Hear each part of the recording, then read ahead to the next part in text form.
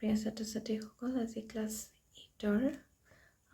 8ৰ বিজ্ঞানৰ পাৰ্ট 2ৰ অধ্যায় 18 তৰা আৰু সৌৰজগতৰ কুৱেশ্যন আনচাৰখিনি কৰাম। তোমালোকৰ ইয়াৰ বিজ্ঞান দ্বিতীয় ভাগ অষ্টম শ্ৰেণীৰ ছায়েন্স এইখনৰ একেবাৰে লাষ্ট লেশ্যনটো তৰা আৰু সৌৰজগতৰ কুৱেশ্যন আনচাৰখিনি কৰাম।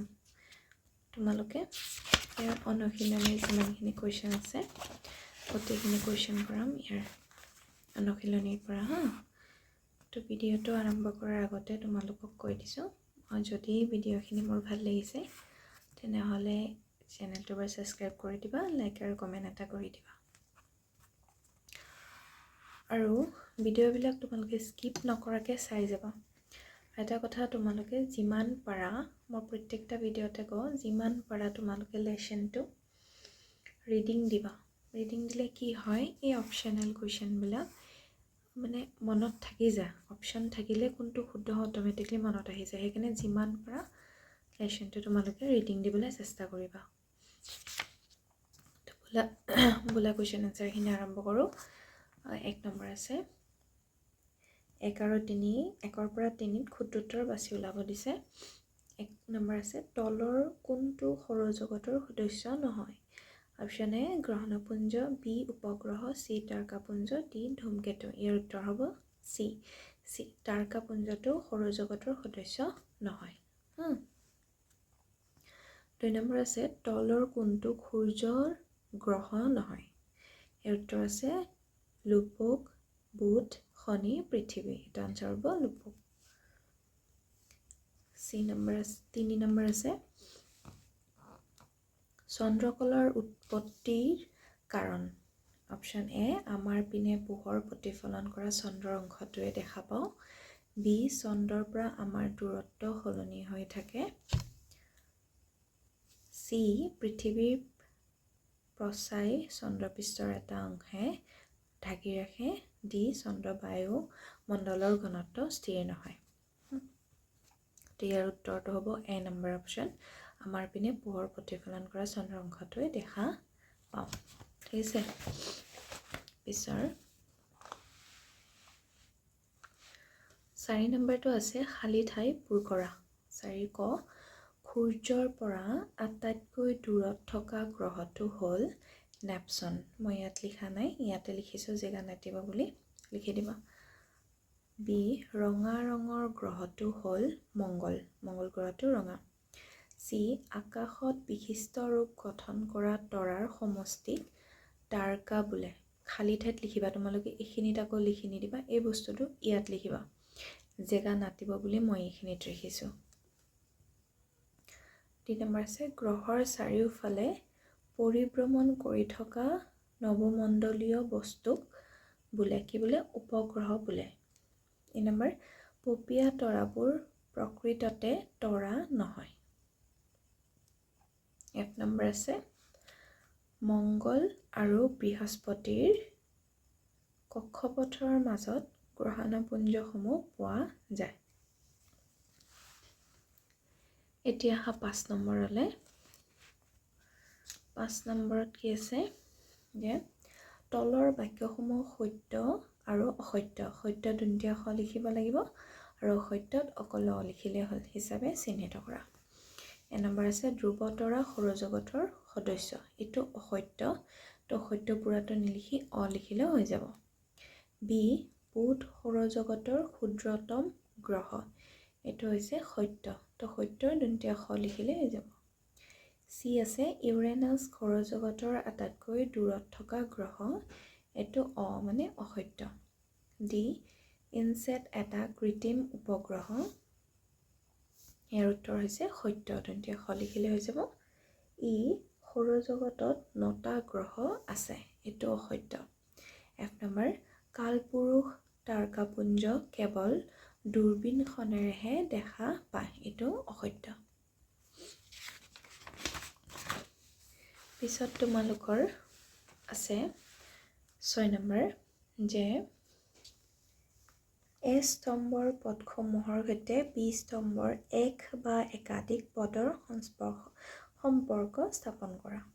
এ স্তম্ভ আৰু বি স্তম্ভ আছে, S নম্বৰ 4টা আছে আৰু 20 নম্বৰত তোমাৰ জিলৈকে আছে। তে S নম্বৰ অন্তগ্ৰহ ইয়াত শুদ্ধ হ'ব, দুটা অন্তগ্ৰহ তোমাৰ পৃথিৱীও হ'ব আৰু মংগলো হ'ব। তো ইয়াত মই লিখি দিছোঁ ই আৰু জি, এনেকৈ আস্তানিলে বেয়া দেখি, তো আনচাৰ লিখি দিছোঁ ই আৰু জি। তোমালোকে অন্তগ্ৰহ লিখি সমান চিন দি কেনে পৃথিৱী আৰু মংগল লিখিব পাৰা। 2 নম্বৰ আছে বহি গ্ৰহ, সেইটো তোমালোকৰ এ হ'ব, অপশ্যন এ মানে শনি। 3 নম্বৰ আছে তাৰকাপুঞ্জ, এইটো চি আৰু এফ। চি মানে সপ্তৰ্ষি মণ্ডল আৰু এফটো হৈছে কালপুৰুষ। 4 নম্বৰ আছে পৃথিৱীৰ উপগ্ৰহ, এইটো অকল ডিটো হ'ব, এইটো হ'ব ডিটো আছে ইয়াত চন্দ্ৰ। বুজি পালা?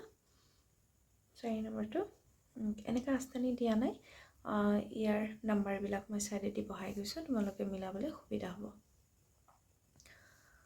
তো ব'লা 7 কুৱেশ্যন আনচাৰখিনি আৰম্ভ কৰোঁ। এতিয়া আমি 7ৰ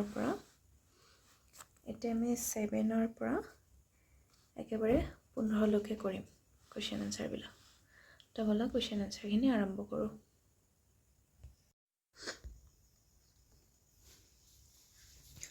সাত নম্বৰ কুৱেশ্যন হ'ল সন্ধ্যাতৰা হিচাপে দৃষ্টিগোচৰ হোৱা শুক্ৰ গ্ৰহটো আকাশৰ কোন অংশত বিচাৰি পাবা? ইয়াৰ উত্তৰ হৈছে সন্ধ্যাতৰা হিচাপে দৃষ্টিগোচৰ হোৱা শুক্ৰ গ্ৰহটো আকাশৰ পশ্চিম অংশত বিচাৰি পাবা।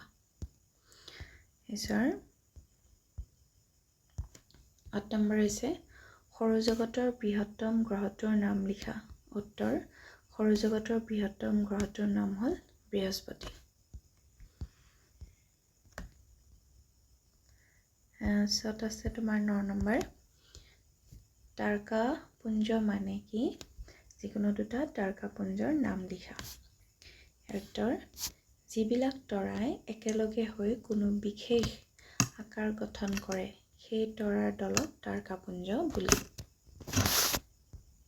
আৰু দুটা তাৰকাপুঞ্জৰ নাম হ'ল 1 নম্বৰ সপ্তৰ্ষি মণ্ডল, 2 নম্বৰ কালপুৰুষ। 2 নম্বৰটো 10 নম্বৰ কুৱেশ্যন আছে সপ্তৰ্ষি মণ্ডল আৰু কালপুৰুষ তাৰকাপুঞ্জৰ বিশিষ্ট তৰাবোৰৰ আপেক্ষিক অৱস্থান দেখুৱাই চিত্ৰ আঁকা।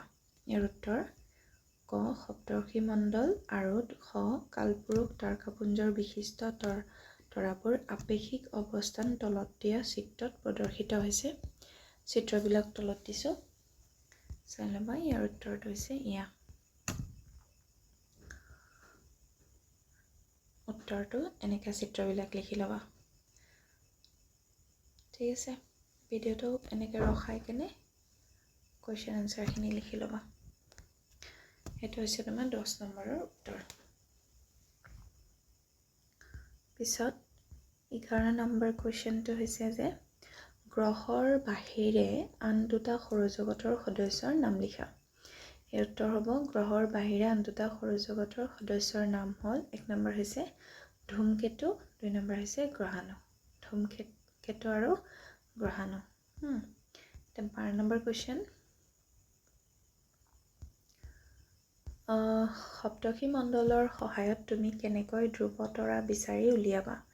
ইয়াৰ উত্তৰ সপ্তৰ্ষি মণ্ডলৰ শেষৰ দুটা তৰাৰ মাজেৰে উত্তৰ দিশলৈ সৰল ৰেখা কল্পনা কৰিলে প্ৰায় 5 গুণ দূৰত্বত এটা উজ্জ্বল তৰা দেখা যায়, সেই তৰাটোৱে ধ্ৰুৱ তৰা।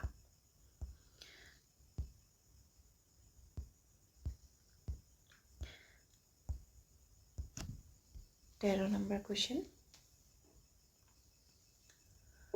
আকাশত সকলো তৰাই গতি কৰেনে? ব্যাখ্যা কৰা। এইটো ব্যাখ্যা মই দিয়া নাই, একদম শ্বৰ্টকৈ দিছোঁ। উত্তৰটো হৈছে যে সকলো তৰা গতি নকৰে, কিন্তু পৃথিৱীৰ ঘূৰাৰ বাবে তৰাবোৰ পূবৰ পৰা পশ্চিমলৈ গতি কৰা যেন লাগে, ধ্ৰুৱ তৰা স্থিৰ থাকে। 14 নম্বৰ কুৱেশ্যন হৈছে তৰাৰ মাজৰ দূৰত্ব আলোকবৰ্ষত কিয় প্ৰকাশ কৰা হয়? পৃথিৱীৰ পৰা এটা তৰাৰ দূৰত্ব 8 আলোকবৰ্ষ, এই উক্তিটো বুজাই লিখা। কুৱেশ্যনটো বহুত দীঘল হয়, মই বহুত কষ্ট কৰি ছুটি বনাইছোঁ, আনচাৰটো বনাইছোঁ।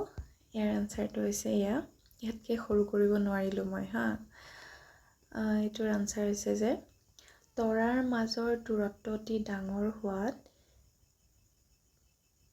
কিলোমিটাৰত প্ৰকাশ কৰাটো অসুবিধাজনক। সেয়েহে এনে বৃহৎ দূৰত্ব মাপিবলৈ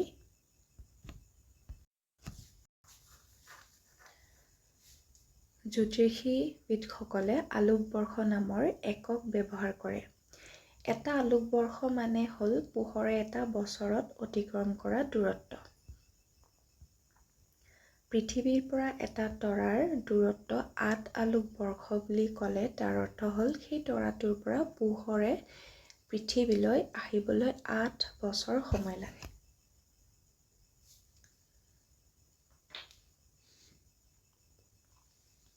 পিছৰ ১৫ নম্বৰ প্ৰশ্ন, বৃহস্পতিৰ ব্যাসাৰ্ধ পৃথিৱীৰ ব্যাসাৰ্ধৰ 11 গুণ।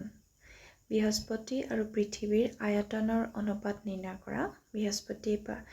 বৃহস্পতিয়ে কেইখন পৃথিৱী ধাৰণ কৰিব পাৰিব? ইয়াৰ উত্তৰটো এনেকুৱা যে বৃহস্পতি ব্যাসাৰ্ধ পৃথিৱীৰ ব্যাসাৰ্ধৰ 11 গুণ হোৱাত আয়তনৰ অনুপাত 11 কিউব ইজটো 1 কিউব সমান 1331:1। এইটো নালাগে, পিছত লিখিবা যে বৃহস্পতিৰ আয়তন পৃথিৱীৰ আয়তনতকৈ 1331 গুণ ডাঙৰ। সেয়েহে বৃহস্পতিয়ে প্ৰায় 1300খন পৃথিৱী নিজৰ ভিতৰত ধাৰণ কৰিব। এইখিনিয়ে কুৱেশ্যন আনচাৰবিলাক। তো ভিডিঅ'টো যদি ভাল লাগিছে মোৰ চেনেলটো এবাৰ ছাবস্ক্ৰাইব কৰি দিবা, লাইক আৰু কমেণ্ট এটা কৰি দিবা। তোমালোকৰ লাইক আৰু কমেণ্টে মোক ভিডিঅ' বনাবলৈ কুৱেশ্যন আনচাৰ বিচাৰি